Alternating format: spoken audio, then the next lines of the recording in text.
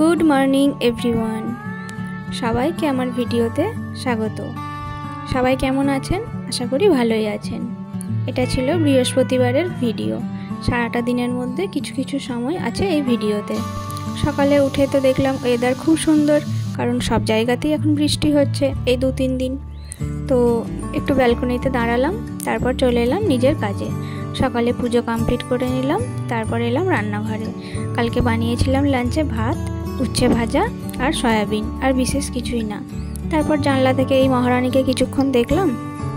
তারপর সন্ধেবেলা যাব সন্ধে দিয়ে একটু মুড়ি মাখতে।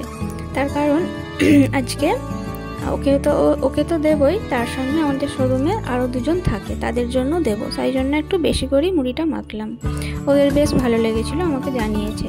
তার কারণ দোকান থেকে ওই কেনা ঝাল মুড়ির একই টেস্ট খেতে খেতে একটু অন্যরকম লেগেছে, তো এটা সেই জন্য ভালো লেগেছে। আমি কিন্তু এখানে বিশেষ কিছুই দিইনি। তারপর রাত্রে পনির বাটার মশলা বানাবো বলে ওই 3টে জিনিস আমার কাছে ছিল না, তাই ওটা আনিয়ে নিলাম। তারপর পনিরগুলোকে গরম জলে একটু ভিজতে দিয়ে দিলাম। তারপর এখানে মশলাটা আমি রেডি করব। পনিরগুলো গরম জলে দিলে একটু সফট হয়ে যাবে, এই জন্য। তারপর এখানে সাদা তেলের মধ্যে দিয়ে দিলাম গোটা গরম মশলা। গোটা গরম মশলা থেকে একটু স্মেলটা যখন ছাড়বে, তখন দিয়ে দিলাম এখানে পেঁয়াজ কুচি আর টমেটো কুচি। তারপর আদা বাটা, রসুন বাটা দিয়েছিলাম, আর দিয়েছিলাম ঝাল বুঝে কাঁচা লঙ্কা আর কয়েকটা গোটা কাজু। মশলাটা কষাতে থাকবো, কিন্তু কষানোর সময় সব থেকে যেটা খেয়াল রাখতে হবে, গ্যাসের ফ্লেমটা একদম বাড়ানো যাবে না। যে ভুলটা আমি কালকে করেছিলাম অন্যমনস্কতার জন্য, আর সেই ভুলের জন্য কি হয়েছিল সেটা বলছি পরে। মশলাটা যখন কষিয়ে নিলাম, কষিয়ে নিয়ে মিক্সিতে নিয়ে নিলাম। একটু ঠান্ডা হলে তারপর একটা স্মুদি পেস্ট বানাবো। একদম এইরকম স্মুথই হতে হবে। যতক্ষণ না এরকম স্মুথ একটা পেস্ট হচ্ছে, ততক্ষণ কিন্তু ওটা জল দিয়ে দিয়ে একটু একটু করে অল্প অল্প করে জল দিয়ে দিয়ে ঘুরিয়েই যেতে হবে। তারপর আবার ফ্রাইং প্যানে দিয়ে দিলাম একটু সাদা তেল আর অল্প বাটার।